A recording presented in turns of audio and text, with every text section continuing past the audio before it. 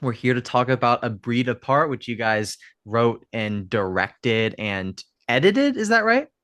Yeah, yeah, we You did. guys did a lot. I'm a film student myself, so it's really cool to talk to like the creatives behind it because you guys like talking about it a lot more than like the cast and crew usually or the cast normally does. So I have 10 minutes to talk to you guys. So I'll get right into it.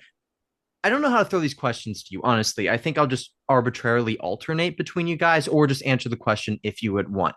I was going through the production notes and I noticed you guys talked about it being a combo of Cocaine Bear and Cujo and Tropic Thunder, which I saw throughout the film. And I was wondering how'd you come up with it? It's a wild idea for a film. Tell me about it. Well, we Yeah, came up with it because somebody who has distributed a lot of our movies already internationally came to us. They owned the rights to the original Breed, the 2006 movie, which is a very straightforward creature feature. They said, "Do you guys want to make this movie for us?" And watched the movie, and we didn't want to make an exact sequel to it because we felt like that was too 20 years ago. So I went to Nathan, who's very good with coming up with original ideas, and I said, "Hey man, how do we like? I love creature features and Cujo and Jaws and all that shit." And so I went to him and I said, "How can we tell this story and make it different and fresh and like feel right for 2025?" And he came up with a cool paragraph, which is basically exactly the movie that we made. yeah. And it was just blending kind of all genres together to create something, and then we ran with it from there. It's difficult when you have so many different genres. Like, how do you strike a balance? Like, you don't want it to be too funny where the audience is just like doesn't care about any of it, and you don't want it to be too scary to where they're like genuinely like, ah. How do you strike that balance? Like, how do you create that either through the directing and the writing and also the editing, since you guys controlled all three stages of production? Well, most of it we find a balance in the writing, but then also there's a lot of ad-libbing and people trying something. When you have the amazing cast we do, they're going to try different things and like we have some of the best lines in the movie are actually not us. It's the cast ad-libbing. So you adjust from there, and then in the edit, we really find that sort of balance of like where that lays, right? Yeah, yeah. Yeah. On the page, it's written like a comedy, but we did tell all the actors that they have to play everything for keeps as if it's a drama because that's what makes it funny. Right. Tropic Thunder does the same thing, right? It's like you have these really interesting characters in extraordinary situations. So it's like they're not ordinary people. They're content creators that already are kind of have these big personalities, and then you throw them into the situation. But nobody plays it like it's a comedy. Is how I think you make that balance between horror and comedy. It's Oh, like the script definitely. is Yeah, funny, yeah, yeah. but they're not playing it like it's a comedy. They're playing it like it's real. They do not feel safe, and we don't feel safe for them when we're watching the movie. Yeah. Yeah, Even though we're laughing at them at the time. I wouldn't feel safe at all. I mean, the stuff that they go through is just insane. I was talking to Paige the other day, and he really like I respect you guys so much because I've heard the way that you guys are so collaborative. Like with him, you allowed him to get his music into the film, and you allowed him to change his character. So you're not only collaborating very closely with your actors, but also as brothers. I want to know how is both of yours idea on how to collaborate and how do you guys get it all done? It seems like there's so many voices. Well, we have between, I think we just find a natural balance where we work out between the two of us. We have maybe almost 150, 200 films to our credit in completely different parts of the filmmaking process.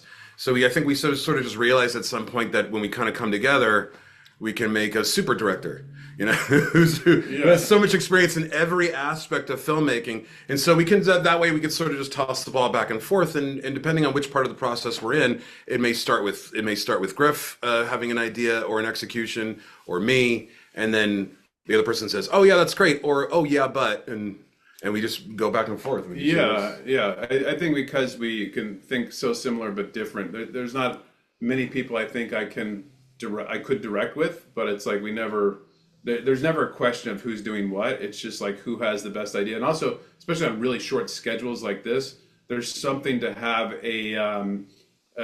somebody to bounce things off of and a buffer for exhaustion because it's going to set in. So it's like there's like sometimes like, man, I can't continue shot listing the scene, but we shoot tomorrow. Could you pick it up from here and take it? Which is different than a bigger 3 month shoot. But when you have to shoot a movie like this in such a rush, it's like it's really taxing on the body, and having two people is already an advantage. And he's also producing.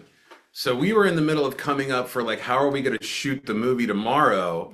And then he says to me, it's like, you got to do this one on your own because I just got a phone call that the helicopter wants to show up 2 hours later or whatever.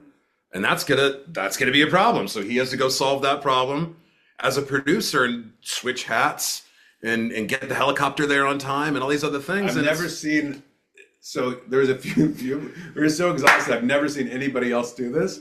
We'd be so exhausted at our house trying to prep for the next night.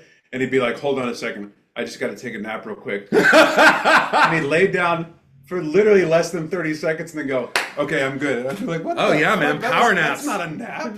A power nap's not 30 seconds. Power it's nap, like man. At least 20 minutes. Yeah. And it would usually, he was like, okay, we got to work out this idea. And then he gets a phone call as a producer. Now he's got to switch a hat. And I'm like, okay, I know I've got 60 seconds. Let's get a quick nap in.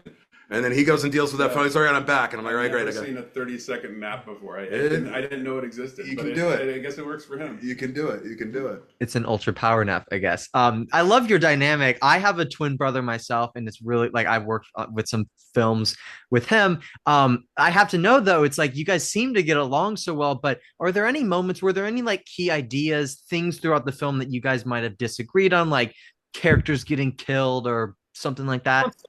No, I mean, well, do we ever? I don't think we ever disagree creatively. Oh, we constantly disagree creatively. We just end up. But it's not a. But it's always we absolutely dance. Yeah, but I don't think we. I think the disagreement is because I'm also a producer. There's this balance between commerce and art. Well, that's true. And so I think artistically we're always on the same page. But I'm also like, well, that's not achievable because of these determining factors. And you're like, well, fuck that. Let's make it achievable because that's what I want to see. Well, that's true. I do that sometimes too. I don't think the disagreements are creative because I think we agree creatively. We'll have story differences. Well, we were trying to find the striking the balance between the influencers, right? Because I'm a little bit more, I don't mind beating up on them a little bit, as is the flavor of the month right now. And Griff really brought a great sensitive side to that and sort of said, no, we got to keep these characters like three-dimensional and help tell that story. So we had to sort of negotiate like how to flesh the characters out, and where we landed was the right mix. So we'll never end up disagreeing. That was disagreeing though. Then that was almost for sake of writing the characters. Well, yeah, that's what I mean. We don't actually disagree. Yeah. Well, we don't like that's actually the beautiful thing about it, and you probably feel the same way working with your twin is like that's it. I'm sure you guys disagree a lot, but how much is it really gonna matter, or how much is it really gonna be? Eventually you're gonna agree, or you're gonna find a common ground. Like you're not gonna disagree to a point where there's some sort of massive impasse that creates like some sort of crazy problem or something. I really like the word dance. I thought that's because that is exactly the way to put it. I mean, unless it's an unhealthy relationship, you're usually like coming with creative differences and they sort of like flow around. And so one thing I'm thinking that you two were obviously both lockstep on is you guys wanted the camera to be like a part of the film. It's very kinetic and exciting. How do you do that? Like, how do you make a camera like action packed and interesting without it being like, Michael Bay shaky cam level, like distractedness? It's a balance to find, especially since part of that is also out of function too, because we want to have a real moment with the dogs, but which requires allowing them to, when we let them loose, you got to follow them a little bit, see what they're going to do, which means you got to move quickly. So that's part of that element. Yeah, and we actually didn't do it as much as we wanted to did not, because while it might feel more quicker and guerrilla to do it, it actually takes a lot of planning. So there's some really good moments in the movie where we do it and it was as planned. But we would have liked to do it the entire time. It's just it's an art form in and of itself. But the reason for the concept was because like if you look at a lot of creature features from even going back like 5 years ago, maybe a little longer, there's this rule of like lock off the shot before you shoot the CGI shot, and it's just so lame because it's like you would cut to the shot and it would be this 3D creature doing a thing on a still frame. we knew we didn't have to do that, so we wanted to really play with camera movement so the dogs could feel as integrated into the environment as possible. What do you guys want audiences to take away from this, and what is next for you two? I want people to have a good time with the movie. I mean, that's why we made the movie. Well, that and to win all the Golden Globes with Of it. course, yeah. We Yeah. we wanted people like I know that when I took it on, it's like I have a son who is about to be 12 years old, and even though the movie's rated R, it's like at that age those movies were most impressionable on me, and that's why I love like so many horror films. So I made it for people who like want to remember like being a kid and like watching something that's fun that you can create drinking games out of, and you can like just really laugh Yeah. with and have a good time. And that, I mean, that was kind of the goal. As soon as I was approached with this idea of make a, the breed too, it's like, well, it's got to be a lot of fun. If you're, we basically made it for the audience. If you feel like you're between the ages of 12 and 21, this movie's kind of for you, probably. Yeah, or if you want to feel like you're between the ages That's of what I'm 12 saying. and If you 21, feel like I'd you love are. to feel that way. Yeah, exactly. Yeah. If you Well, want to